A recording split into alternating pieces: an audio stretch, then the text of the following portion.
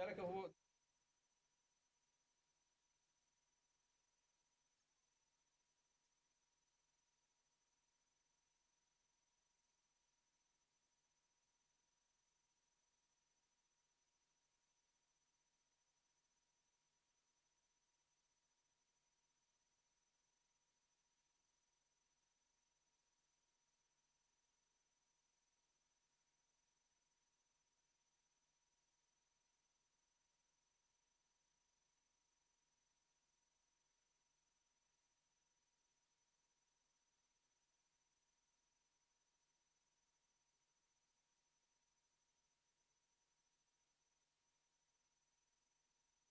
Pode. Vamos começar. Então, Pronto.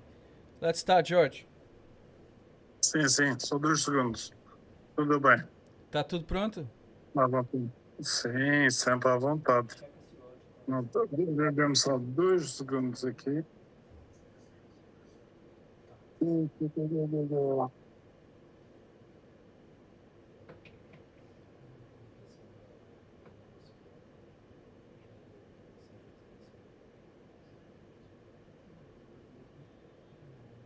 Ok. Pronto. Perfeito. Perfeito? Sim, tudo à vontade. Tá à vontade? Ok.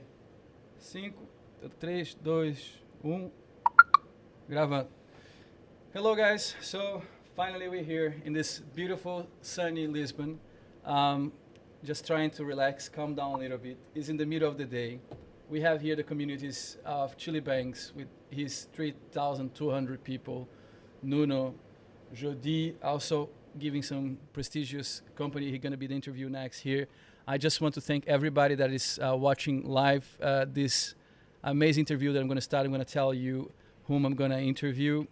Himself going to also tell who is him and etc. But just want to thank everybody that is collaborating in this project.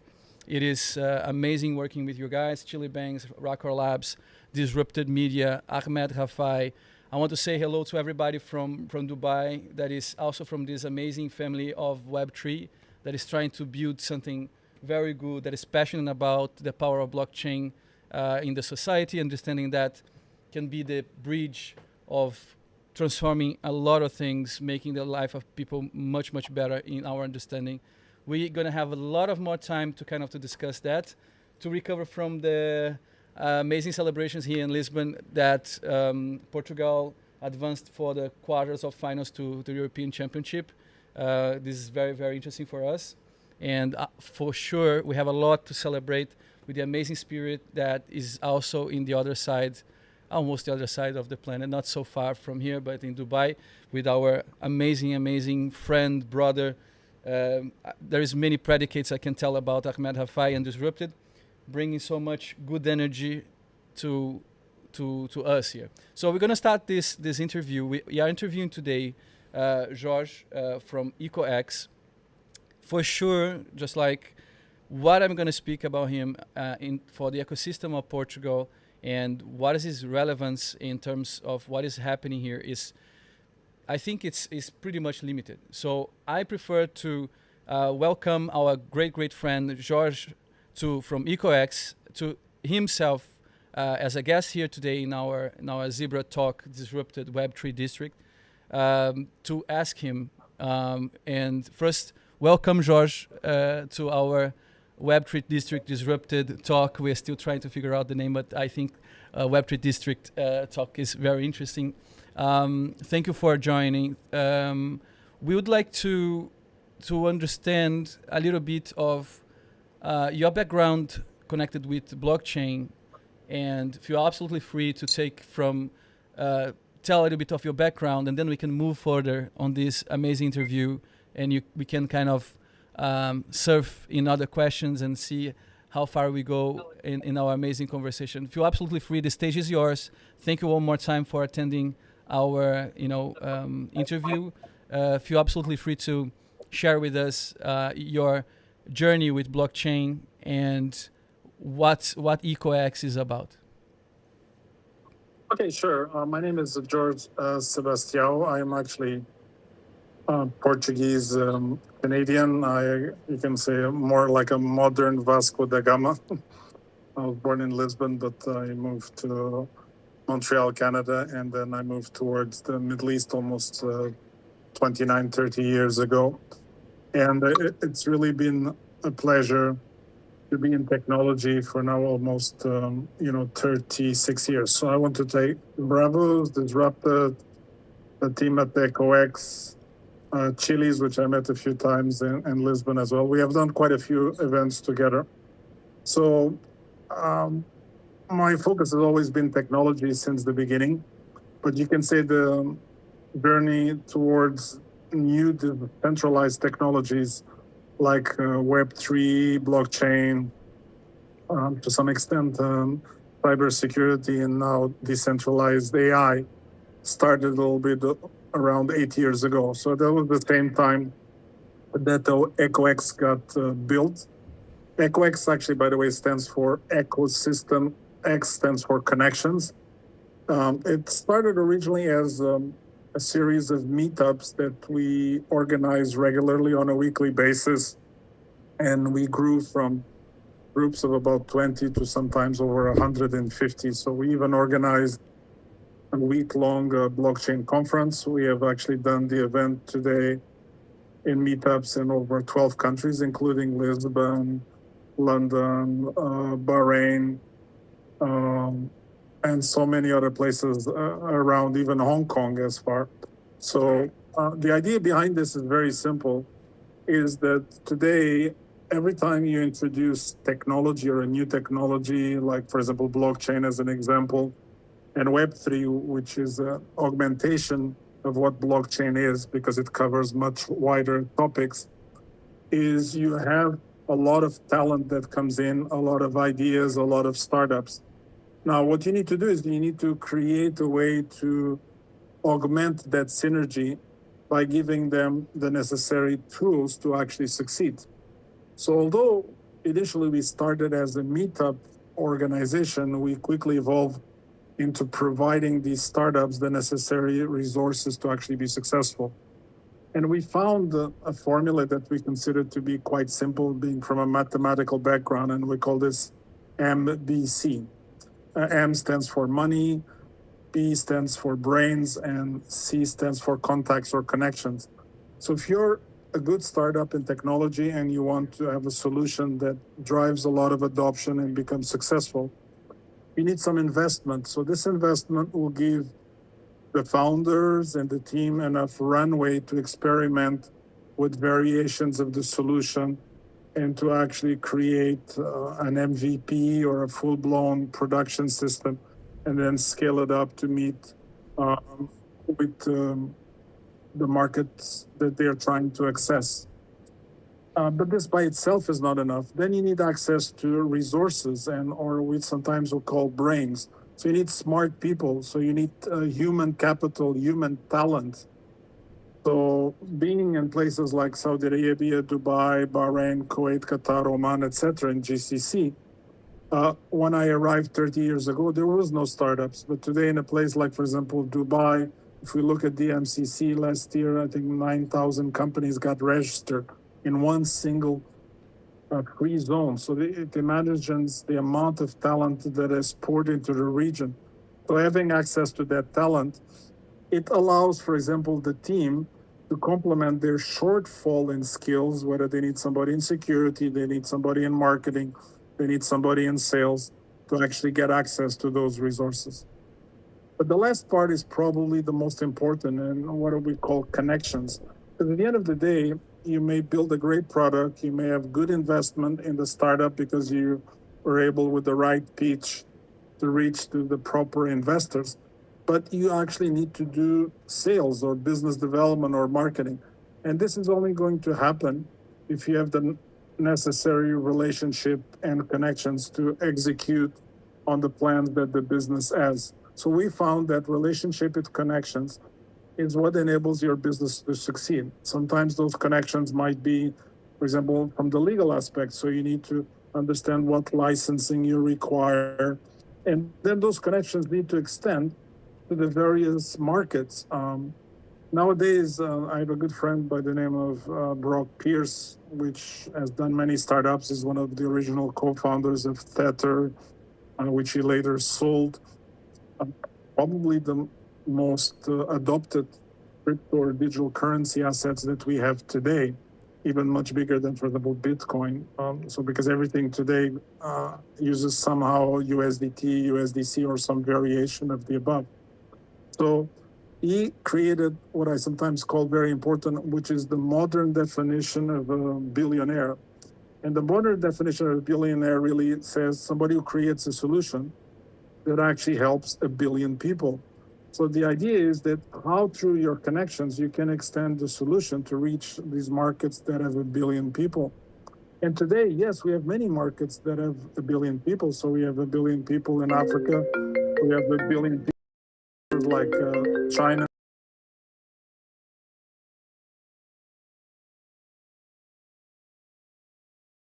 Parts of extended Europe, I think you probably reach very close to a billion.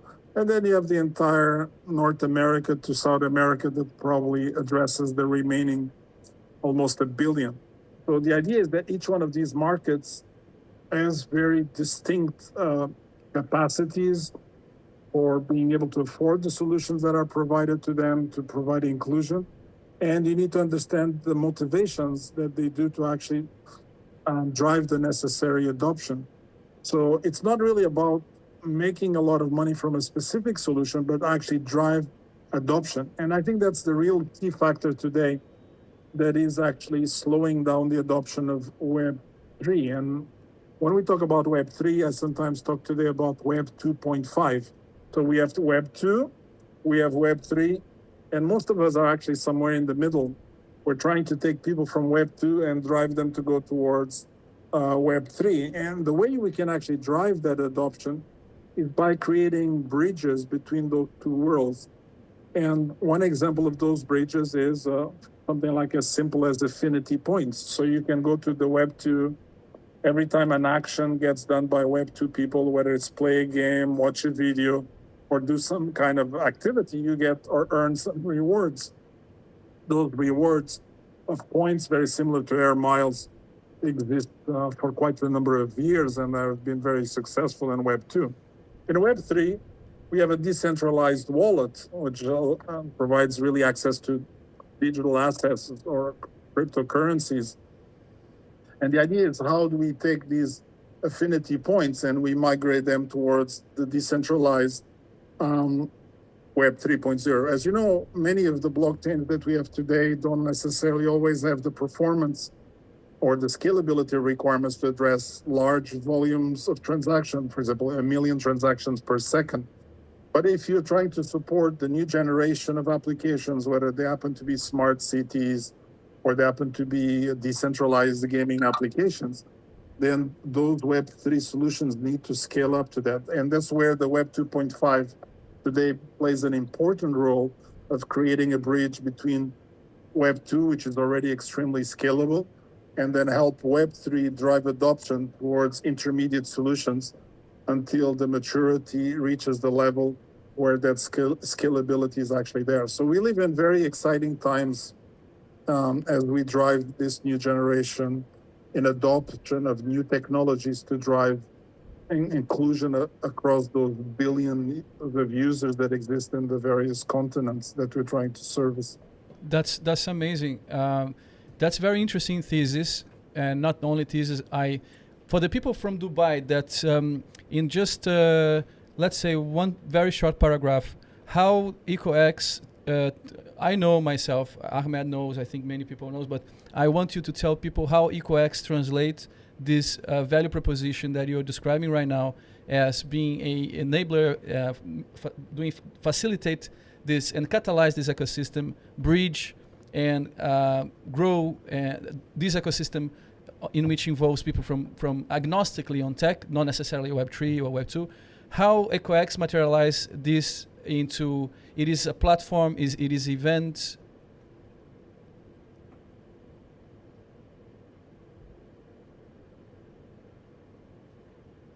Yes, actually it is a combination of many elements. On one side, it is a platform. On another side, it is events, because we organize events on a regular basis so that we reach the community and we build that community. Because at the end of, if you want to drive adoption, you need to have a successful community. You need to build it up. If people do not meet on a regular basis, you don't actually have a community. Although, during COVID-19, we managed to somehow build communities online through tools like Google Meet, like we're using today, or Zoom as an example. But the face-to-face meeting is still very important to drive that adoption.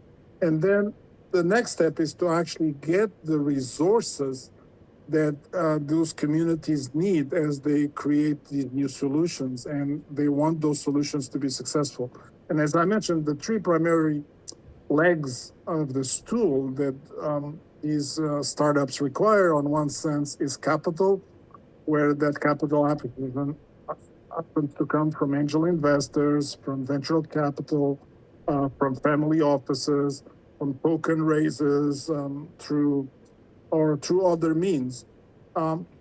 Even if you have afterwards the capital, you still need to have access to the right talent to be successful. Because at the end of the day, today you have the team always has some blind spots. So maybe that blind spot, maybe they're very good technology-wise, but they're not so good marketing-wise, or not so good legal-wise, or not so good in other aspects. So these access enables us to get them the necessary human capital or talent in which they have shortfalls. Today in Dubai, when I arrived in Dubai, we're talking about a city that was about 400,000 people, out of which about 200,000 were locals. Today, Dubai is a vibrant city of around 4 million people. Locals are still probably between 300 and 400,000. So it's a majority of expats that come from all over the world. And they have come to a place that is safe, a place that is technology advanced, and allows them to register a company in a very short period of time, gives them access to free zone, gives them access to co-working space, all the resources that enables them to actually be successful. But even after the company is formed, you have all the right people, you have the right financial roadmap, the business plan. Only the startups that actually are able to drive traction, drive sales, drive adoption are the ones that actually are going to be able to succeed. So if you want to build the unicorns of tomorrow, you need to put all these ingredients in place. And that's really what we are. We are part of that ecosystem that puts these ingredients in place. We are not the only ones that are doing that, but we have been doing it for 8 years. And by repeating this day in, day out, we have been part of that ecosystem to actually drive the success of this new generation of startups. Most of them happen to be in technology. Some of them in blockchain and Web3, some of them in cybersecurity, some of the new generation, a lot on AI as well. We have seen hundreds of startups in AI that are driving a whole new generation of solutions that we have not seen in a long time. A lot of work we were doing, for example, with companies like NVIDIA. As you know, NVIDIA today has become the most valuable company, either just behind Microsoft, or just ahead of Microsoft, but in very proximity to the $3 trillion company. They have a program known as Inception, in which it allows new startups that actually use AI to get the exposure to allow them to be successful. And one example of one of these organizations that was, for example, incubated originally in Canada, but made its way to the Middle East. Now they're headquartered not just in Toronto, but also in places like Bahrain, or Kingdom of Bahrain, which is part of the Middle East, or the GCC, World Cooperation Area. They have an amazing solution that actually does sign language. So they're able to, using AI, take any live stream like the one that we have here today, or a YouTube video, or, for example, a news telecast. And they're able to drive the little window that sometimes you see on the bottom left or the bottom right, in which there is somebody performing live sign language.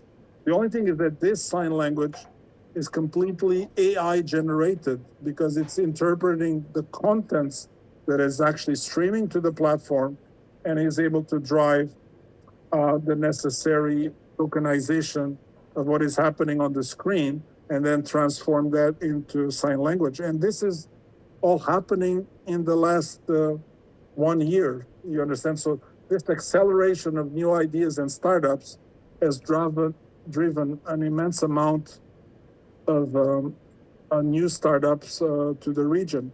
There's many other areas that also are quite important. One is safety. The other one is the capability of registering a company extremely fast. Another important element, for example, is the tax incentives, or like zero taxation or very low taxation at the company level. So this allows even more talent to flow in rapidly. I think places like Portugal, which I visit quite regularly, being from there as well. One Web Summit came to Portugal probably 5-7 years ago and got moved from Ireland. It also created a catalyst for all this new generation of startups that are now seeing the birth in places like Lisbon, Porto, and many other locations. So you need to have these catalyst activities that actually take place, and those then drive the whole new generation of startups that help build the country. And this is what, for example, is driving the growth of places like Dubai. Of course, it will drive tourism, it will drive real estate, and all the ecosystem that actually supports these startups to actually be successful. Amazing. Before we drive to our last question, that is a little bit more spiced up, that I want to kind of to tease you a little bit. I want to do one, not the last question, but one question before the last one. It is that if you need to choose one agent that can be potentially the biggest catalyzer, so blockchain can be mass adopted. So who would you blame, or who would you pick to tell, I think in the next 1 year, the biggest catalyzer of the adoption of blockchain is? This is actually a very interesting sense. See, I can put this to you in a completely different way. Look at something like, for example, ChatGPT. With zero advertising, came out of nowhere, reached 100 million users in 2 months. What made ChatGPT different? AI has been with us for 15, 20 years, in some forms even much longer than that. And I think the catalyzer here is the user interface or the user experience. Blockchain today is about an adoption of, let's say, 4 or 5% of the people have got digital wallets. So I consider this adoption rate to be still very embryonic or very early on. We need to reach levels of 35, 40% to actually drive what I can call massive adoption or create a wave that is unstoppable. But 4% is still not enough.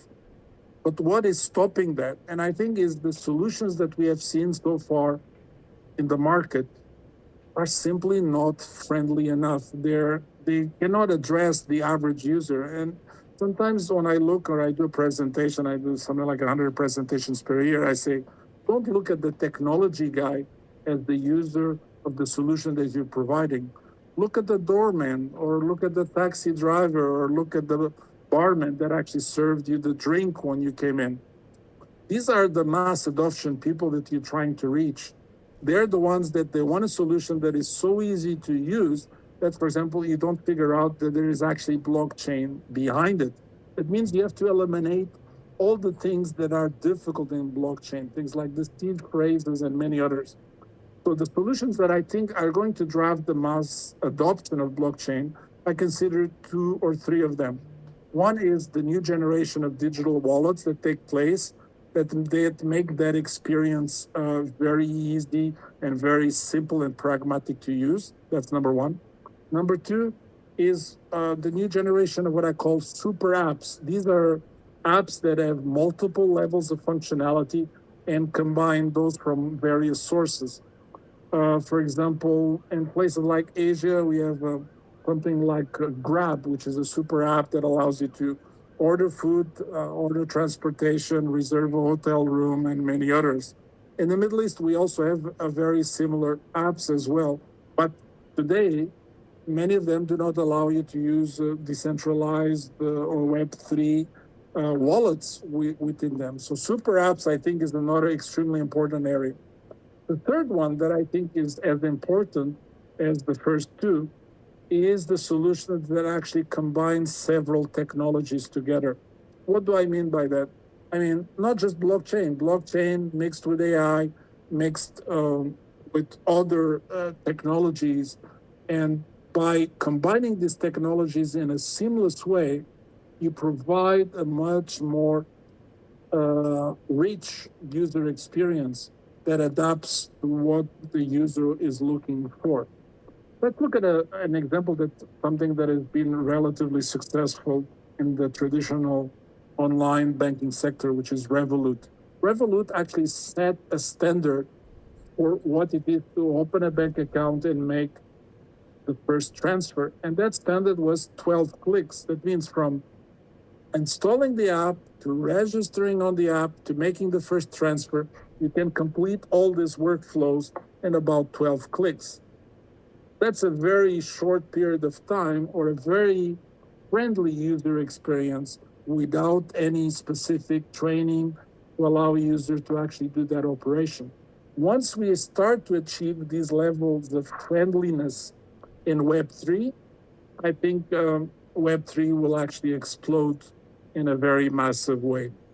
Thank you for this explanation. Is pretty much interesting to see you driving the thoughts towards user-friendly, agnostically creating tools in which not only combines Web3 solutions, but also disencapsulate the blockchain as a culture and as programming and as a protocol, but also transcending that and welcoming other types of integrated Web2 solutions in which can really kind of make a Web3 solution, a Web3 app or something like that, more friendly and more adopted. This is very, very interesting. We have just 5 minutes more. Sorry for that. I think everybody in Dubai and everybody in Lisbon, everybody in the world that is listening to us, this link right now is most probably being broadcasting in at least 7-10 countries. We have our community here together with the Chile Banks, Zebra Region House, around 3,200 people. There is many people this following is for sure thinking it's very interesting, this bridge that you're doing Middle Eastern, Canada, and Portugal. It's very the way you refer yourself as the new Vasco da Gama. Sometimes I tend to believe that Portugal is getting on the momentum of, how can I say, coming back to the golden ages in which everybody was here, just like Muslims, Jews, everybody was together building new technology to navigate, discover new routes. And I see this interesting flourishing in the spirit also happening in Dubai in terms of, just like with this mentality of, financing. I think Portugal a little bit nowadays, a little bit more the arm of finance. There is many things that bring some structure, as you said, that Portugal is creating some type of visa friendly, but it's missing a little bit what Dubai is doing. But to kind of getting on the conversation that you brought that is very interesting, and I want to just like to highlight that so we can go for the end part of our conversation is, don't you think, or do you have the perception that, I know it can sound a little bit weird, but maybe since I'm speaking with also builders and people from blockchain, what I'm going to say is not so much complicated to say. Don't you think that maybe blockchain, as you said, that has a potential to transversally, in the industry transversally, and also ethnical transversally, socio-economic transversally, operates in many types of industries, as you said, using blockchain as solutions for data privacy, law, governance, banking, finance. Now my question to you is, do you grasp or do you have maybe a perception that maybe blockchain governance and the set of tools that we can build, removing the middleman between peer-to-peer, making transactions easier, cheaper, if you transpose what blockchain did with the finance, removing the banks, and then when you start to apply this to other solutions across banking, recruitment, data privacy, regulation, so on and so forth, you have a clear understanding that there is so many things that exist right now in our status quo as society, as governance, as how we are organized. Now my spicy question is, remembering that your friend Bruno and my friend as well were spicy chili beans. The spicy question is, understanding that the monarchy went to a point that it was so centralized that they created some type of a grudge in which it resulted into some type of revolution, Illuminism, republic, in which kind of, dismantle this centralization. And I think the only reason that the republic, this idea of the King Louis XIV of decentralizing, giving access to people to ascend to many things that they would be access to because they were not part of the royalty. Understanding that the republic has this role to decentralize, reorganize, and show another type of finance, governance. Now my spicy question is, I got even a little bit goosebumps, and I know it's a little bit teasing everybody that's listening to us. I know it's a little bit presumptuous for me to think that people are kind of maybe excited or touched by this question, but for me at least it's very, very interesting to make. It is, don't you think that maybe blockchain has the same meaning to the republic that is now centralized, the capital system centralized? The blockchain has the same relevance to the republic that the republic has to the monarchy. So do you think that maybe blockchain can be the future of the way of we operate on governance, and maybe the way society is organized right now will lose a little bit progressively the shape, because blockchain can be the mat to facilitate, to catalyze another way of society organization. So just to summarize the question, so I don't repeat myself too much and don't be too much prolix. I understand the you question understand? Actually very well, and I can... Yeah, so do you think that blockchain... So I'm gonna do the bold question, final question. Republic, do you think that blockchain is to republics as the republics was to monarchy? That's my spicy question. Well, actually, it's very interesting that you pose such a question, and I'll try to put it in a completely different way, but we'll try to address the same. The first thing is that blockchain is a technology of trust. Blockchain is a technology of decentralization. Is the technology of empowerment. It allows people to protect their most important asset, which is data. Now, whether the data happens to be financial assets, but it can also be information assets, could be maybe your decisions that you make when you vote, for example, but could also be your medical records, could be, for example, protect the degrees that you earned or the medals that you earned in society. Interestingly enough, one of the groups that we created and was formed in Oslo called ADO, Alternative Development Organization. During that, part of that is an organization that I also am the chief executive officer called GBO, Global Blockchain Organization, which is the usage of blockchain to help governments. And the idea is to use blockchain as a technology to make governments today more trustworthy than they are. You can say that the average population sometimes is not happy with the way the governments are providing them services or the transparency that those government organizations provide. The beauty about blockchain is it makes everything visible to everybody, and it makes everything transparent. And the best example I can give even today, if we remember the case of the FTX fiasco. So let's compare this FTX fiasco, for example, to Enron or other previous fiascos that were kind of, you can say, almost of the similar magnitude and similar impact to society. In the case, for example, of something like Enron, you know something very bad went on, but you don't have the details of what actually went on and in what sequence, etc. The beauty about FTX, although it was very bad, everything that FTX did was actually accessible and visible and could actually be examined and could be audited and then make the necessary corrective actions. But if you take this to governments, for example, you'll be able to use a whole new generation of services driven by smart contracts, driven by decisions that get stored on the blockchain. So you actually are able to trace every step of the way. And the other important aspect about two very little used elements, one is the smart contract, but the other one is the DAOs, or decentralized autonomous organizations, which somehow are still so difficult to use.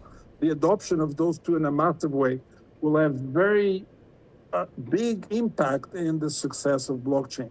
And I can give you one small example where that success was major. The largest telecom organization in the world has over 50 telecom licenses operation around the world. They buy millions and billions of hardware from many providers. And all of this is done by paper. So what this organization did, they replaced all these paper contracts with smart contracts. So they deal with their suppliers, where their batteries, mobile phones, cellular towers, servers, storage, etc. And they negotiate smart electronic contracts with each of these suppliers. And then any adjustments that get done in real time using smart contracts. To make a long story short, this organization is saving in the neighborhood of something like $480 million to $490 million a year just by removing all that paperwork, while at the same time making it more equitable and much more transparent. Imagine what these smart contracts in decentralized autonomous organizations could do for the governments of today. Reduce all this extra overhead, make them much more transparent. And you can look at blockchain as kind of a new operating system for the modern democracies that we'll be building in the future. Absolutely. All still remains to be explored. Absolutely, absolutely. And we are on this journey. We are, sadly or happily for some, we are in the end of our first interview with Jorge from EcoX. I just want to thank a lot, Jorge. For sure, we need to kind of schedule another interview.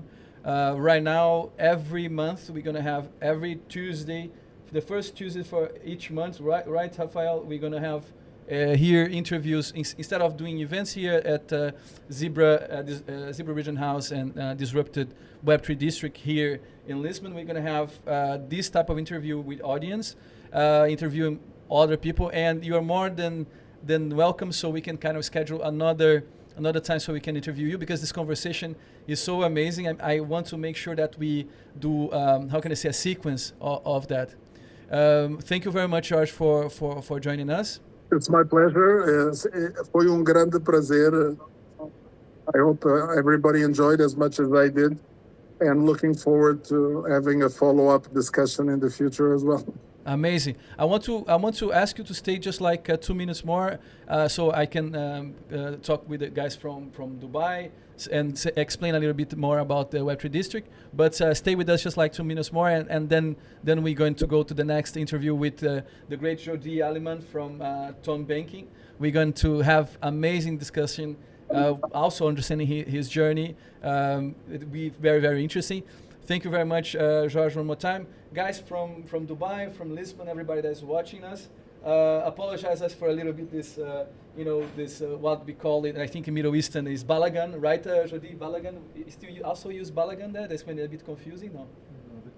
A bit confusing is a better word, better, right? So, sorry for this a little bit messy, but with all heart, we want to thank everybody from Dubai that is watching us. Thank again Disrupted Media. Thank again Chile Banks, if all the community that's watching us right now, Zebra Region House, everybody from off-chain, just like this collaborating for the ecosystem, also from Lisbon and also from Dubai right now live. So we are Web3 District, we are Zebra Region House, we are Disrupted, and right now through the event that Ahmed kind of pulled, connecting the two cities, Web3 District as also the same effort that our great Jorge is doing, in which is kind of map, understand the ecosystem, make it more intelligible, make more easy to understand for people from outside, either with events, everything else. So Web3 District is pretty much this intelligible map in which you can understand who is doing what and catalyze, help to get investment, help to get the software developed, and so on and so forth. And we are in the beginning of this Web3 District project. There is many people involved. It's not just like one. It needs to count with everyone, all the industries. As Jorge was saying, very well said, I think Web3 and blockchain is something that is not built just by only the Web3 community. I think we suffer very much if we understand that we stay in our bubble of Web3 and blockchain. Everybody that is a builder on blockchain understand that every time that you are trying to kind of evangelize about what is blockchain and the goods of blockchain, if you are not talking about arts, music, banking, finance, all at the same time, Web2, Web3, gets very hard. So you need a multidiscipline environment, multi-ethnical. Everybody's welcome to discuss that. Every time that people ask me, why blockchain? If a person from hospital or doctor is not intelligible or understandable for them, I think we are failing, right? So our goal is to remove the stigma, make more intelligible for people what is blockchain, use with finance, and help to build. I think that's more or less what Web3 District is willing to do. It is what Jorge is doing. It is what Ahmed Rafai is doing long years. It's what I'm doing for more than 8 years building on it. So stay tuned. We're going to do a very brief pause of 5 minutes while Jude from Tom Banking gets warmed up and, just like understand a bit better what's going to be next. Guys from Dubai and that is in live streaming, give us 5 minutes break, coffee, and we are back with to interview the amazing Jude Aliman, so he can bring his amazing stories. I am super curious. I think you too, right, Nuno, to understand what he's going to bring to teach us, educate us, share his struggles. I think everybody that is a building on blockchain has this appetite to understand what is people that is shoulder to shoulder to us building on blockchain has to share, to teach, and to educate us. Thank you very much. Thank you very much, Dubai. Thank you very much, Jorge, one more time. Thank you very much, Chili Bank. Stay tuned. In 5 minutes, we are back with an interview with Jude Aliman. That's it. Thank you very much. 5 minutes, people from Dubai. 5 minutes, people from the community that's watching us, also Lisbon. Thank you. 5 minutes, we are back. Thank you very much. Thank you very much again, Jorge. Thank you. Have a good day. Amen.